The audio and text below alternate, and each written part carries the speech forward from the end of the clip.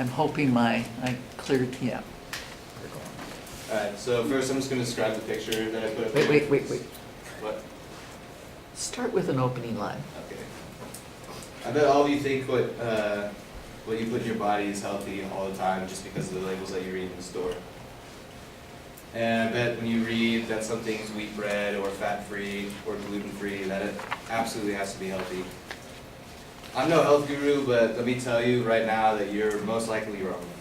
And just perfect visual aid right here is that comparing Germany to the United States, Germany has a much seemingly less healthier diet than we do, but they have much more natural products that they use, and we pump so much sugar in all the food that we buy at the stores that it's just, I mean, the rate of obesity has climbed and it continues to climb. Germany stayed at 10% of obesity in their country, and the United States is at 30%, and it just keeps going up. And why I feel like I have information that's useful to give is because when I was little, I've always been playing sports. I had to stop playing sports because of an injury. But one thing that I was able to maintain is going to the gym and eating healthy. And to me, it's very important because I want to live a long time. I want to have an active lifestyle so I can live a long, healthy life. And for the future, when I have a family, that I'm not someone that has to be taken care of a whole lot.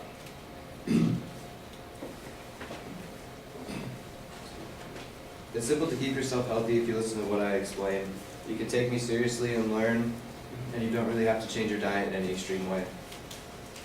Healthy foods are not wheat bread, certain yogurts, and protein breakfast bars simply because of what their contents are. With simple supplements I'm about to talk about and other simple remedies, we can maintain a healthy lifestyle without forcefully changing our diet. I've been on a diet before, and it was a 24-day challenge that I did, and within the first 3 days I absolutely hated it because I cut out everything, and that's not what you should do, because that's how you just get on a train, or a roller coaster more so, that you just diet and then you don't diet. And what I did was I dieted really hard for 24 days. I lost a bunch of weight, I looked great, and then I figured, well, I can do whatever I want now, so I just started eating unhealthy, and all that weight came back, and I stopped going to the gym, so I realized this isn't something I could do. First thing I want to mention that were harmful was wheat bread, certain yogurts, and protein or breakfast bars. Most people believe because it says wheat bread, it's automatically healthy. Well, you aren't necessarily wrong, but I must encourage you to look at the actual health label.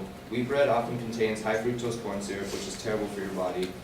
Also, when it is produced, the grain is highly heated in the process of turning wheat berry into flour. This eliminates all the natural vitamins, chemicals, and minerals that would normally be found in wheat. Most wheat bread contains 4 or more extra ingredients to attempt to preserve it, which isn't natural at all and actually harms the body a lot more than you think. Next is yogurt. Yogurts labeled fat-free or having probiotics are oftentimes the worst things that you can put in your body. Yoplait yogurt contains 2 times the amount of sugar as a bowl of Lucky Charms does. General Mills was selling yogurt, or so they say was yogurt, and ended up having to settle an $8.5 million lawsuit because they realized after looking at the label and the ingredients it wasn't actually yogurt, it was more of an ice cream. And most importantly, they were selling it to kids. And as parents, you probably don't really want your kid to be eating unhealthy foods. And if you want yogurt, it should be a 6-ounce serving with 13 or less grams of sugar, and make sure that this sugar is natural. It's not like artificial sweetener. It's coming from the dairy that's actually in the yogurt and the milk that's used to produce it.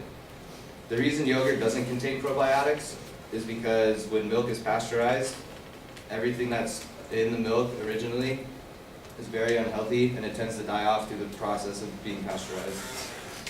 The final food that most commonly is frowned upon is protein bars. They are loaded with high fructose corn syrup and added sugars, and often they include some protein, but it's not enough to truly make it healthy. Most are around 150 to 200 calories and contain around 8 or more grams of sugar, making it a glorified candy bar. Not to mention, if you really read the label, it's all artificial ingredients and fillers, which is something we don't want to put in our body. As I mentioned before, an ingredient called high fructose corn syrup. I'm sure many of you have heard of that and know a little bit about it. Well, let me tell you this. A study done by the University of Louisiana Medical Center links high fructose corn syrup to the rise of obesity in the United States. That seems insane that a simple ingredient could cause a whole nation to become obese. The fact that high fructose corn syrup is 20 times sweeter than sugar and isn't even recognized by our brains. High fructose corn syrup often confuses our ghrelin hormones, which isn't good because that's what makes our body feel hungry. And if we don't know why we're hungry, we'll just keep eating because we'll never satisfy that feeling. And then on top of that, it also disrupts our leptin production, which is another hormone that creates our body to have the aspect of feeling full. So if you combine both of those, you're just going to eat all day long. So if you ask me, it sounds like America is slowly becoming always hungry, never full. The worst part about this ingredient is that it's 8 times as addictive as cocaine or heroin. And 80% of Americans could already be hooked on it. Another ingredient is Olestra. Found in some diet chips and other fat-free items, often disguised as choline, Olestra has a purpose of eliminating calories, cholesterol, and improving food to be fat-free. Little do people know it actually blocks your body from absorbing four different vitamins like A, D, E, and K, and has common side effects of diarrhea, cramps, and leaky bowels. This sounds terrible, right? Well, this ingredient is actually banned in 2 different countries. It's banned in China, Canada, and the European Union. And to finish off all these bad ingredients, there's another one called Candida. Candida feeds off of sugar and can grow very fast in your digestive system.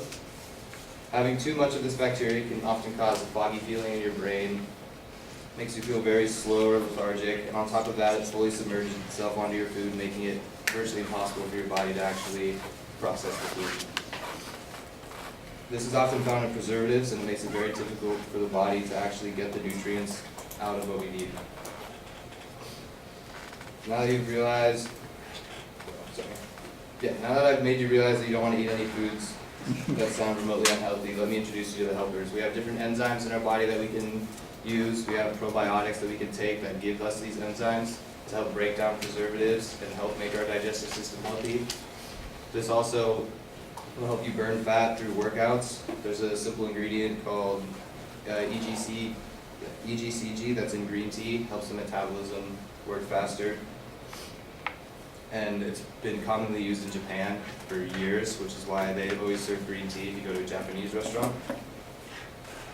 And then on top of that, there's another thing called Caralluma fibreata, which is for people that will take the supplement and it reduces appetite in a healthy way because it's a natural organic plant and it's USDA approved. So I would like to leave you with this. There are many harmful things out there in the world that we need to be alert about, but we can continue to live the lives we want and then without an insane amount of change. If you follow some of the things I mentioned today about reading labels and supplements, you will be healthy for a very long time. Just remember, being healthy is simple, and you just have to get there and take the right steps.